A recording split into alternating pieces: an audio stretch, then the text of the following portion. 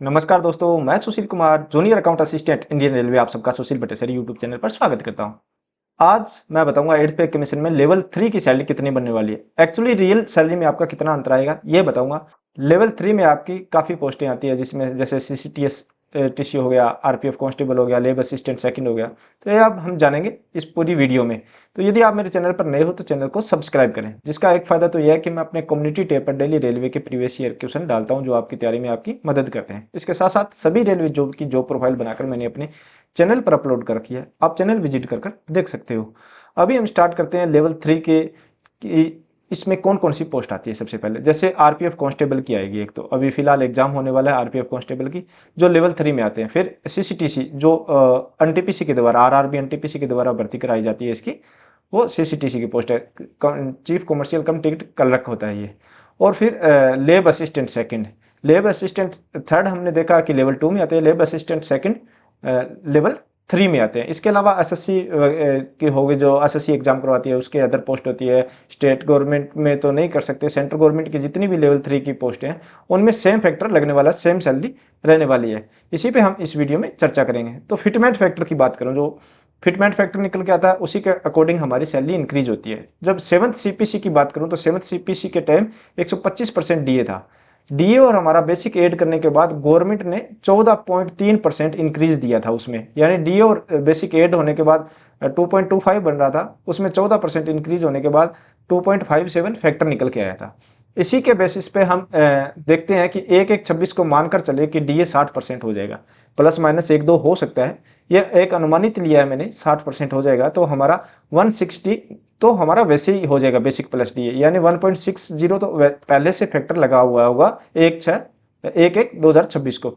अभी सरकार इस पर कितना इंक्रीज कर सकती है, जैसे 16 करेगी, 20 करेगी, 40 करेगी। यदि 16 करती है तो 1.86 का फैक्टर लगेगा, जो भी आपकी बेसिक प्लस डीए होगा उसको मल्टीपल किया जाएगा। इसको यानी 160 को या 1.60 को हम 16 से मल्टीपल करेंगे, यानी 16% और इंक्रीज करेंगे तो 1.86 निकल के आता है। 20% इंक्रीज करेंगे तो 1.92 और 40% निकल के आता है तो 2.24।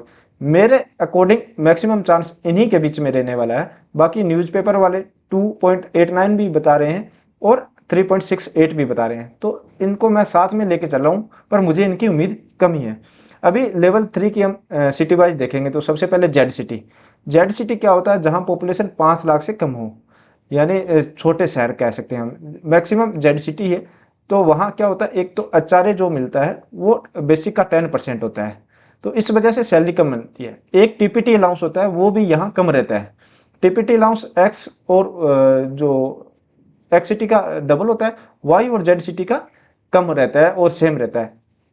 तो लेवल 3 की अभी फिलहाल बेसिक हम देखें तो 21,700 है, और इन हैंड फिलहाल आज की डेट में 53% डीए के साथ मैं देख रहा हूँ, ये 53% डीए आज की डेट में है। तो 34,800 के समथिंग आपके एनपीएस कटने के बाद एचआरए इसमें इंक्लूडेड है, अदर कोई अलाउंसेज इसमें ऐड नहीं किया गया है। 34,800 मिनिमम सैलरी अकाउंट में आ रही है, इन हैंड सैलरी बोल रहे हैं। यदि 1/1/26 को 60% हम डीए मानकर चलें तो इन हैंड सैलरी 36,300 रुपये हो जाएगी, यानी आज की डेट से लगभग 1,500 रुपये अधिक हो जाएगी।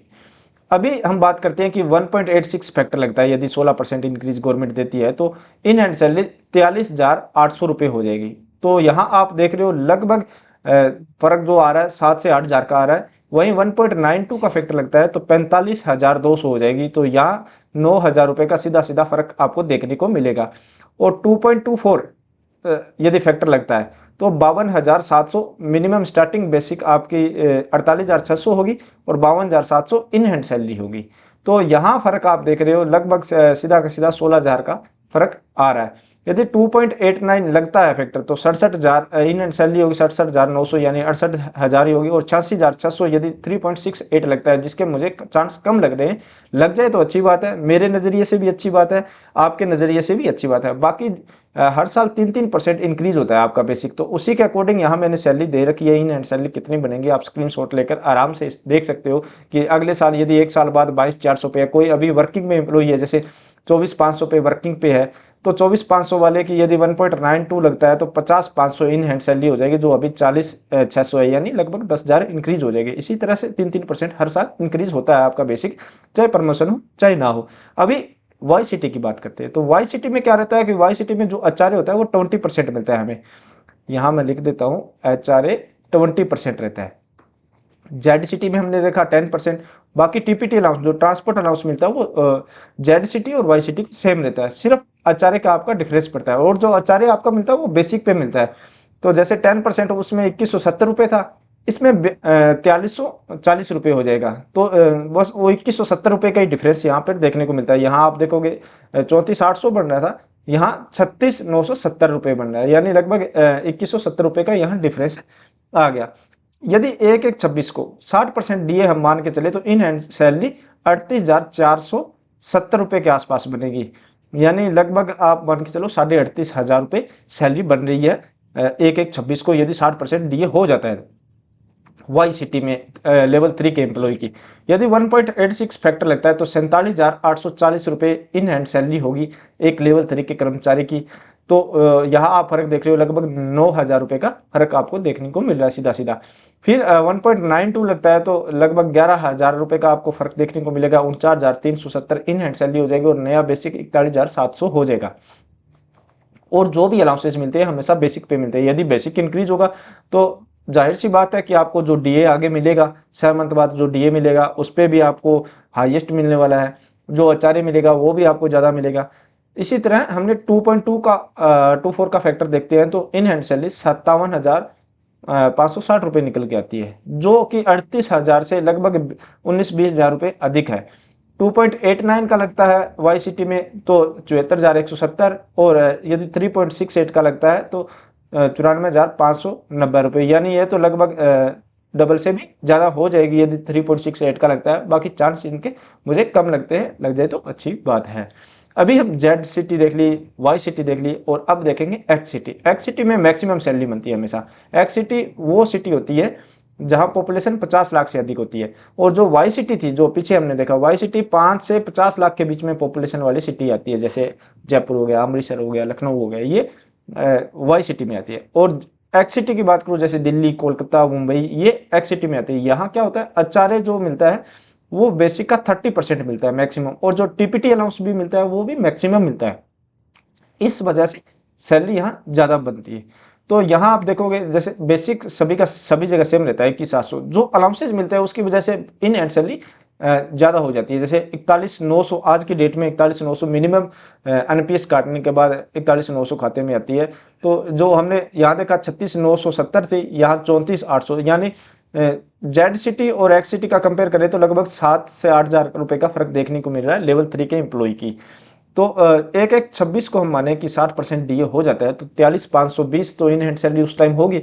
अब इस पर 16% इंक्रीज देती है, 1.86 का लगता है तो 55,280 आपके इन हैंड सैलरी आने वाली है, यानी लगभग यहाँ आप देख रहे हो फर्क 12,000 रुपये का फर्क दिखाई दे रहा है आपको। यदि 57,040 मिलते हैं 1.92 का फैक्टर लगने के बाद, तो यहाँ आपको लगभग फर्क देखने को मिला 15 से 16,000 रुपये का फर्क यहाँ आ जाएगा। फिर यदि 2.24 का फैक्टर लगता है तो 66,520 रुपये इन हैंड सैलरी होगी, 48,800 मिनिमम बेसिक होगा। तो यहाँ 66,000 रुपये मिलेंगे, तो आप देख सकते हो कि सीधा सीधा आपको 26-27,000 का फर्क देखने को मिल सकता है। फिर 2.89 का फैक्टर लगता है तो 85,640 रुपये सैलरी बनने वाली है, और 3.68 का फैक्टर लगता है तो 1,09,280 रुपये सैलरी बनने वाली है। तो मैक्सिमम चांस आपके इन 3 फैक्टर में ही रहने वाली है, जो ये स्टार्टिंग के है 1.86, 1.92 और 2.24, क्योंकि जैसे ही कमेटी का फाइनल रिपोर्ट आएगी, जो महंगाई दर आज की दर में चल रही है कि उसको डिसाइड किया जाएगा, आपके दाल चावल चीनी का क्या रेट है, उस सभी को कंसीडर करते हुए फैक्टर निकाला जाता है। वो सरकार कितना देती है उसी पे डिपेंड है। जो पीछे 14% दिया था, इस बार 16 से 20 के बीच में मान के चल रहे हैं। यदि 40 मिल जाए तो अच्छी बात है, और मैं तो कहता हूँ ये 3.68 वाला लग जाए तो सबसे अच्छी बात है, पर ऐसा पॉसिबल नहीं है। तो मैंने आज लेवल 3 की सैलरी आपको इस वीडियो में दिखाई कि एक्स वाई और जेड सिटी में क्या क्या बन सकती है 8th पे कमीशन के बाद। बाकी आप लेवल 1 से लेकर लेवल 8 तक की वीडियो मैंने बनाई है कि क्या क्या सैलरी रहने वाली है अलग अलग लेवल में 8th पे कमीशन में, तो आप देख सकते हो एक्चुअली में कितना डिफरेंस आएगा आज की सैलरी और 8th पे की सैलरी में कितना डिफरेंस आने वाला है। ये सभी वीडियो मैं डिस्क्रिप्शन में लिंक भी दे दूंगा, या फिर मैंने अलग से प्ले लिस्ट बनाई हुई है, ऊपर आई बटन में प्ले लिस्ट का लिंक दे दिया, वहां पर जाकर आप सभी वीडियो देख सकते हो। यह वीडियो आपको कैसी लगी, अच्छी लगी हो तो लाइक करें, दोस्तों के साथ शेयर करें। इसके अलावा आप टेलीग्राम या इंस्टाग्राम पर मुझे फॉलो कर सकते हो, जिसका लिंक मैंने डिस्क्रिप्शन में दे दिया है। वीडियो में अभी तक बने हो, चैनल को सब्सक्राइब नहीं किया तो चैनल को सब्सक्राइब करें। मिलते हैं नई जानकारी के साथ नई वीडियो में। धन्यवाद।